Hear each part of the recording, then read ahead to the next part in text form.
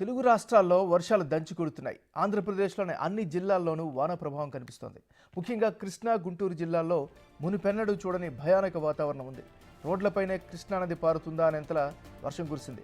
ఎటు చూసినా మోకాళ్ళకు పైనే వరద నీరు రావడంతో జనాలకు బయటికి వచ్చే పరిస్థితి లేదు. మరోవైపు పేక మేడల్లా కొండ చర్యలు కూలిపోతున్నాయి. నెల రోజుల్లో కురవాల్సిన వాన ఒక్క రోజులోనే కురిసిందా అనేటట్లుగా పరిస్థితి మారింది. దీంతో బెజవాడ గజగజలాడుతోంది. వర్ష ప్రభావిత ప్రాంతాలను రెడ్ జోన్గా వాతావరణ శాఖ ప్రకటించింది.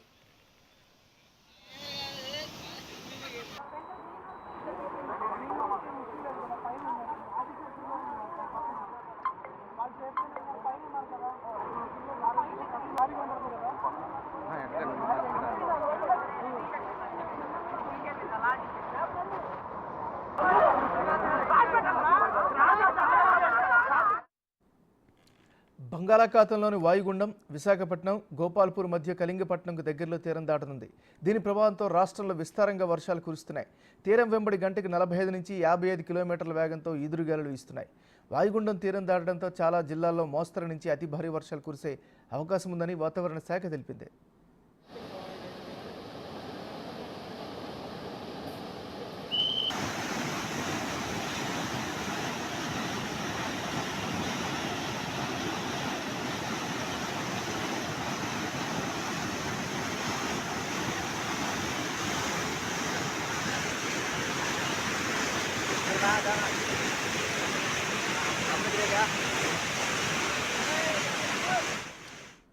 వాయుగుండం దాటికి ఏపీలోని అన్ని జిల్లాల్లోనూ వర్ష తీవ్రత ఎక్కువగా ఉన్న కృష్ణా జిల్లాలో మాత్రం రికార్డు స్థాయిలో వర్షాలు కురిశాయి.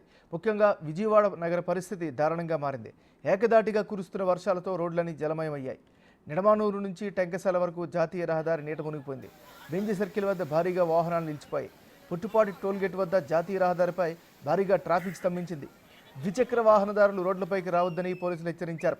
వీఐపీల సెక్యూరిటీ సిబ్బందిని అలర్ట్ చేయాలని ఆదేశాలు జారీ చేశారు. ఎస్కాట్ వాహనాల ముందస్తు అనుమతి లేకుండా నగరంలోకి అనుమతించకూడదని సూచించారు.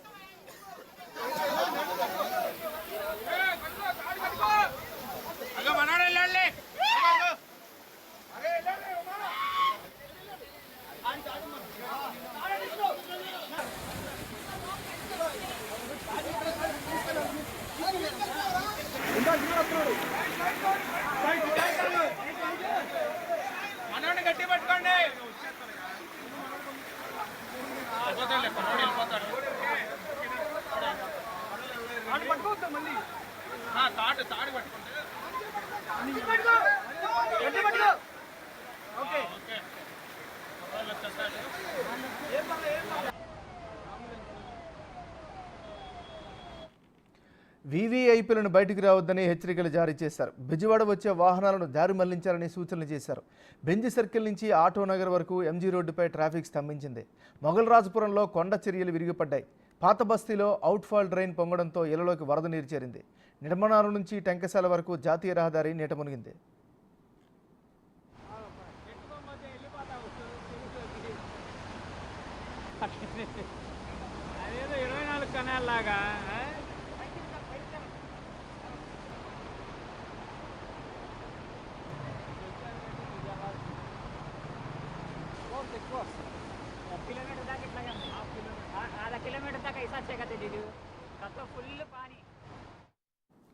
ఎన్టీఆర్ జిల్లా తిరువూరులో వర్షాలు బీభత్సం సృష్టిస్తున్నాయి. గంపలగూడెం మండలం పెనుగొలను గ్రామంలో నల్ల చెరువుకు గండిపడింది. దీంతో ఆయకట్టు కింద పొలాలను వరద నీరు ముంచెత్తింది. రైతన్నలు ఆందోళన చెందుతున్నారు. భారీ వరదతో గ్రామస్తులు వణికిపోతున్నారు. న్యూజిబిడి పట్టణంలో పెద్ద చెరువుకు గండిపడడంతో ఒక్కసారిగా వరద ఉధృతి పెరిగింది. సమీపంలో నివసిస్తున్న పేదలు వరదల్లో చిక్కుకుపోయారు. పెద్ద పెద్ద మోకుల సాయంతో వారిని సురక్షిత ప్రాంతాలకు తరలిస్తున్నారు. పెద్ద తాడు సాయంతో రోడ్లు దాటి రక్షిత ప్రాంతాలకు చేరుకుంటున్నారు. సర్కస్లో ఫీట్లు చేసిన మాదిరిగా జనాల తరలింపు కనిపిస్తోంది.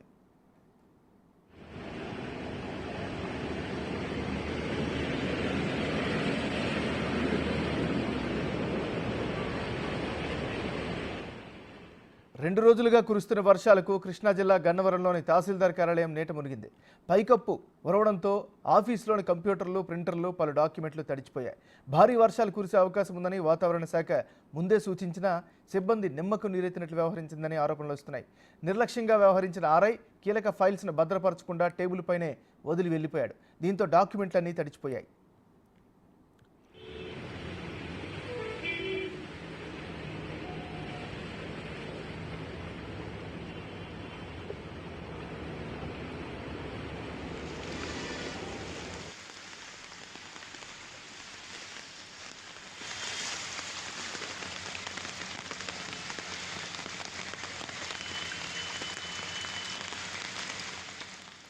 గుంటూరు జిల్లాలో వరద బీభత్సం కొనసాగుతోంది. వరదలో కారు కొట్టుకుపోయిన ఘటనలో 3 చనిపోయారు. నగరంలో రోడ్లన్నీ చెరువులను తలపిస్తున్నాయి. అమరావతిలోని లోతట్టు ప్రాంతాలన్నీ జలమయమయ్యాయి. చాలా చోట్ల వాహనాలు నీటిలో ఉండిపోయాయి. కార్లు, బైకులు పూర్తిగా వాన నీటిలో నానుతున్నాయి. రానున్న 2 రోజులు మరింత అప్రమత్తంగా ఉండాలని, ఎలాంటి ప్రాణ నష్టం జరగకుండా చూడాలని జిల్లా కలెక్టర్లకు హోంమంత్రి అనిత సూచించారు. ప్రజలకు ఎటువంటి ఇబ్బందులు కలగకుండా చర్యలు తీసుకోవాలన్నారు. త్వరితగతిన రెస్క్యూ ఆపరేషన్స్ జరగాలని ఆదేశాలు జారీ చేశారు. ప్రభావిత మండలాల్లో ప్రజలను సురక్షిత ప్రాంతాలకు తరలించాలని చెప్పారు. పర్పస్ అయితేనే హాస్పిటల్ అభివృద్ధి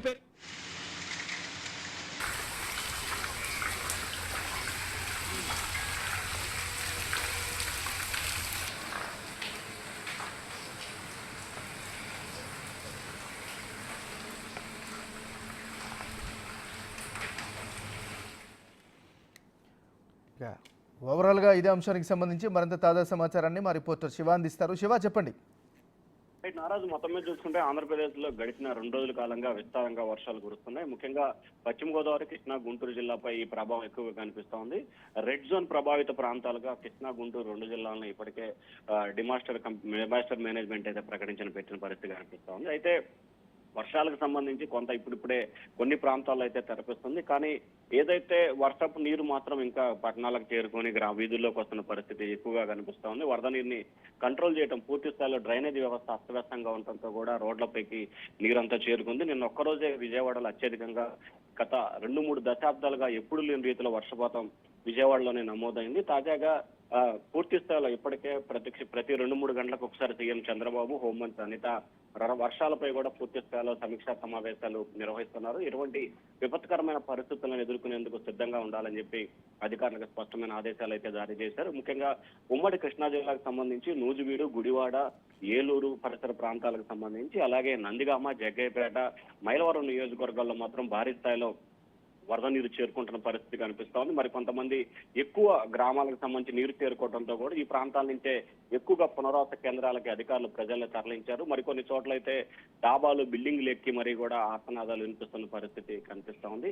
మరికొన్ని ప్రాంతాల్లో పూర్తి స్థాయిలో ఈ 4 నియోజకవర్గాలకు సంబంధించి కూడా రాకపోకలకు పూర్తి స్థాయిలో అంతరాయం ఏర్పడింది. మైలవరం నుంచి జగ్గేపేటకి, హైదరాబాద్ వెళ్లే రాకపోకలకు అంతరాయం ఏర్పడింది. మరొక వైపు తిరువూరు నుంచి తెలంగాణ వైపు వెళ్లే రాకపోకలకు అంతరాయం ఏర్పడింది. అలాగే నూజివీడు నుంచి ఏలూరు ప్రాంతానికి వెళ్ళడానికి కూడా రాకపోకలకి మున్నేరువాగు తెగిపోవడంతో అక్కడ అంతరాయం ఏర్పడిన పరిస్థితి కనిపిస్తా ఉంది. అలాగే జాతీయ రహదారి, చెన్నై కలకత్తా జాతీయ రహదారిపై కాజా టోల్గేట్ సమీపంలో తాడికొండ నుంచి ఏదైతే కొండవీటి వాగు, అలాగే వరద నీరు కూడా జాతీయ రహదారిపై చేరుకోవడంతో 3 అడుగుల ఎత్తున నిన్న అర్ధరాత్రి వరకు కూడా ప్రవహించింది. ఇప్పటికే పోలీసు అధికారులు, ఎన్డీఆర్ఎఫ్ సిబ్బంది వరద నీటిని డైవర్ట్ చేసే ప్రయత్నాలు చేస్తున్నారు. ఇప్పుడిప్పుడే రాకపోకలకి కొంత నీరు ఉన్నప్పటికీ 2 అడుగున్నర నీరు ఉన్నప్పటికీ రాకపోకలు అయితే పోలీసులు కొనసాగిస్తున్న పరిస్థితి కనిపిస్తా ఉంది. అయితే ఈ రోజు ఉదయం నుంచి కూడా కొంత వర్షం లేకపోవడంతో ప్రజలు, ఇటు అధికారులు అయితే ఊపిరి పీల్చుకున్నారు. ఇదే పరిస్థితి మధ్యాహ్నం వరకు కొనసాగితే కనుక ఖచ్చితంగా సాయంకాలానికి యథాస్థితికి కొనసాగే అవకాశాలు అయితే కనిపిస్తున్నాయి. నిన్న చాలా ప్రాంతాలకు సంబంధించి వరద నీరు చేరుకున్నాయి. చాలా బస్సులు అయితే కూడా